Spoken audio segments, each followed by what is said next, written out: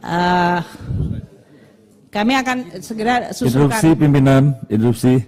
Syederalun Menteri Keuangan Sri Mulyani membantah temuan transaksi mencurigakan senilai total 349 triliun rupiah seluruhnya terjadi di lingkungan Kementerian Keuangan saat rapat bersama Komisi 9 DPR RI di Kompleks Parlemen Senayan, Jakarta pada Senin 27 Maret 2023. Berikut informasi selengkapnya.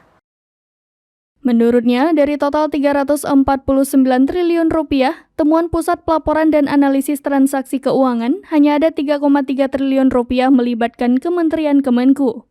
Sri Mulyani menjelaskan pihaknya menerima sebanyak 300 surat soal transaksi 349 triliun rupiah dari Kepala PPATK, Ivan Yustiavandana pada Senin 13 Maret 2023.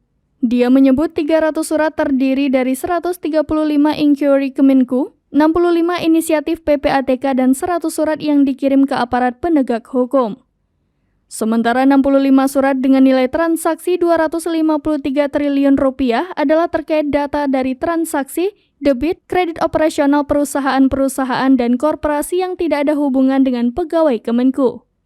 Sri Mulyani menambahkan dari 22 triliun rupiah tersebut, hanya 3,3 triliun rupiah yang berhubungan dengan pegawai Kemenku.